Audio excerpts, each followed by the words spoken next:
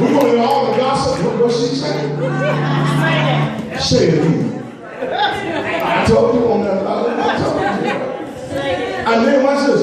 And then you always, look, stop this lie right now in the name of Jesus. Stop it. Yes. Here it is. I'm ready to expose something right here. Quit telling that lie. I'm going to tell you something. But don't you tell nobody. Promise me you ain't going to tell nobody else. And before you can finish the shit, I promise. If they say it 2 times back to back, I promise I'm lying.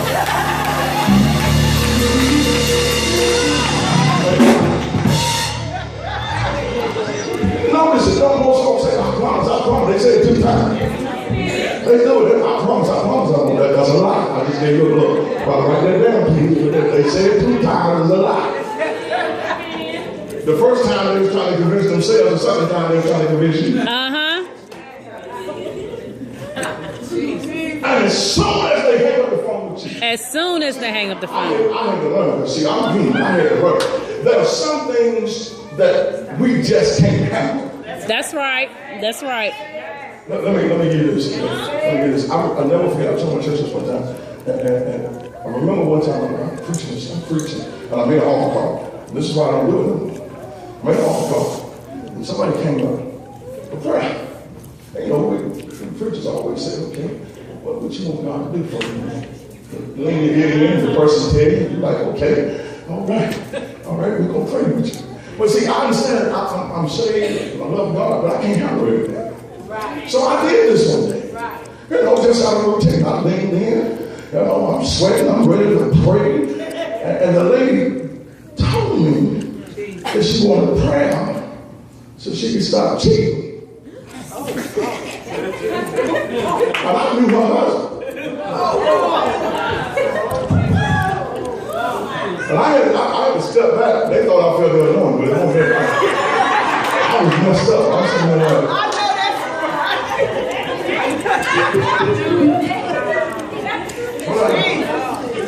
and he said in the church, and I'm trying not to look at him.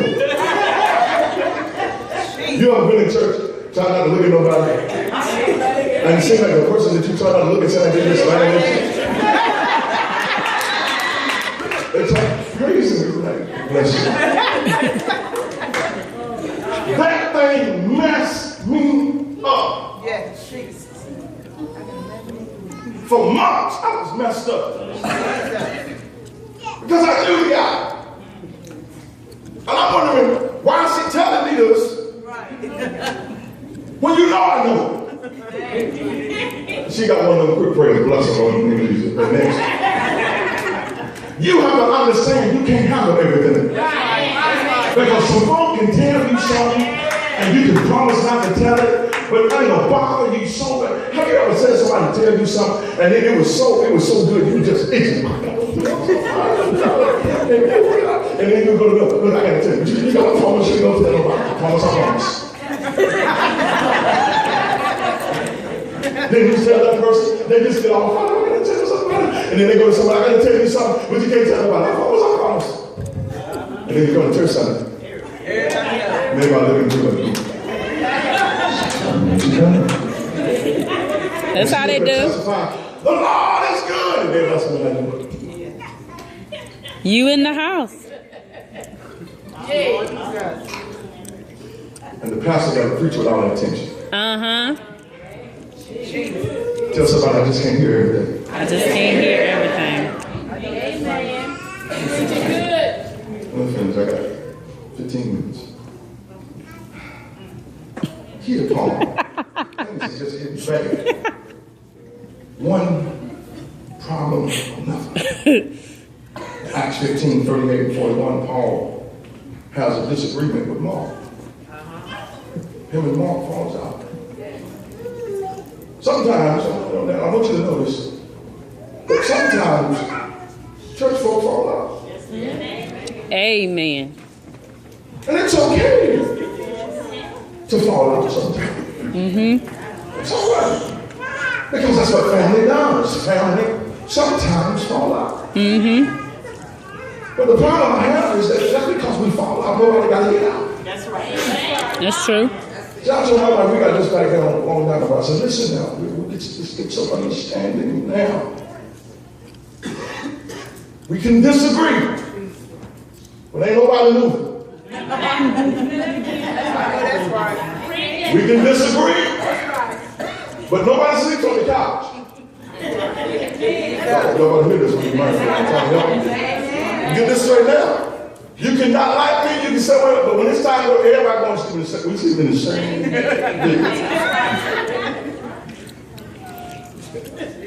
She put me out a couple times. And I banged on the door. I'm gonna get up in here, I hear a little knife trying to jig the door. I'm gonna break up in here. I'm quoting scriptures. The Bible said, don't let the sun go down on your wrath. And this dog. You ain't sleeping tonight. I rebuke you in the name of Jesus. Wake the kids up there. I'm like,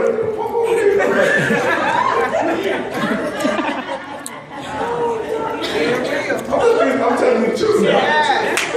And then one night she said, well, I'll go to the couch. I said, we're going to be both of us on the couch. You and me, my big set of couch, we never so good. But you got to have a commitment that, listen, we can fall out, but ain't nobody getting out. That's right. We're this church family, we can disagree, but we got to come back to church Sunday. You can see it your way, and I can see it my way, but we still got to sing on the choir together.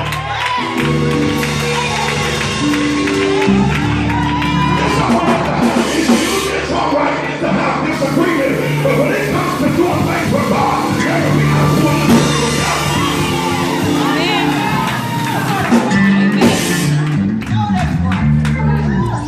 Ouch. That's another side. Good side. Because you gotta understand that's what the devil does. The devil has us to the point that we get so upset about disagreements. So we just go to the house and be like, I'm not just ain't coming back. Get out! Just let that stuff go. Amen. Guilty, We're Pastor. supposed to be one family. Look at somebody and say, we're supposed to be one family. Brothers and sisters, they disagree at the house, but you don't see nobody get down. Look, we still gonna sit at the table and eat.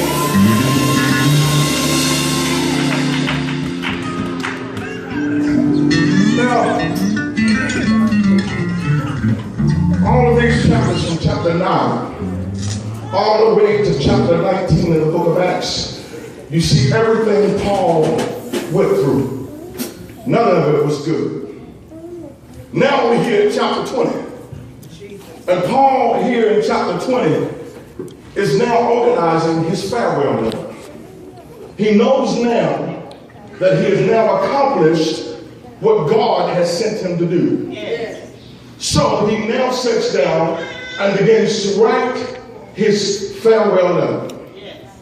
And I noticed there that when he begins to write his farewell letter, he begins to tell the people of all of the experiences and all the things that he went through. Jesus. But Paul says, but I never ever stop teaching you or preaching to you the truth. I never held back the word. Even sometimes when I was hurting, I always gave you 100%. Oh, I got to help somebody right there. You got to understand that regardless of what happened in your life, you always got to give God 100%. Me and my brother, when we were talking, when I was walking, we were coming down the road, and he was saying, he says, you know, he says, one of the greatest messages that you preach, he says, that really touched me. He says, when you preach the message, says, are you committed or are you involved? Oh yeah, y'all might get that this week. Are you committed? Because there's some folk come to church that are really committed, and there's some folk that come to church they just involved. Oh yeah, they just here just to go along. And he said, because one thing is that I understand, he says, me and you can disagree. He said that we can have our problems. He said, but I'll drive 300 miles to be in church anywhere you go. Y'all ain't gonna help me here. I said, you gotta understand that some folk that didn't come to church tonight because they got mad and upset with somebody. But you gotta get to the point that we can be upset, we can be mad. But when it's time to go to church, let's go. We'll start with you and when we get back to the house. But now it's time to go worship. Now it's time to go talk to God. Now it's time to go praise God. Amen. the devil his fair He's letting them know that of all my experiences that I went through, I always gave you, amen, 100%. And then he goes to the verse that really touches you. He says that of all of his experiences and everything that he went through, he says to them, none of these things move me. Oh, I need you to look at your neighbor and say, neighbor, I've been through a lot, but none of these things gonna move me. I heard the Bible say that I preach it like I feel it in here. Oh God, I got 11 minutes and I got to go. Amen. I need you to understand today that you got to be like that tree that was planted by the rivers of waters and say, I will not be moved. I need you to slap your neighbor one more time and say, neighbor, go nowhere. None of these things gonna move. Oh yeah, when we talk about some things, amen, that'll try to move it. Oh yeah, I'm the one. Oh yeah, my money sometimes is money. But none of these things gonna move me. So you gotta understand that when we come to the house of God, amen, we should come here, amen, with praise on our lips. We should come here with joy in our hearts. Amen, when we come to the house of God. Amen, David said, I was glad when they said unto me, let us go to the house of the Lord. Look at your neighbor and say, neighbor, I'm glad to be here tonight. If you're glad to be your neighbor, then why don't you give God praise? Because some of us are got to the point that we let everything bother us. But I come to tell somebody, talk about me if you want to. It ain't gonna move me.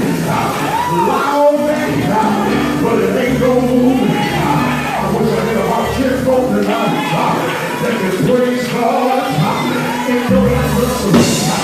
Praise God while you're going through. Is there anybody got a praise when the right bill is due? Can you still praise it when the rent is due? Can you still praise it? I want to tell somebody that the nigga that stuff move you. Drop your neighbor and say, neighbor, I ain't gonna let move me. I ain't gonna let mama move me. I ain't gonna let daddy move me. I ain't gonna let my brother move me. I ain't gonna let my sister move me.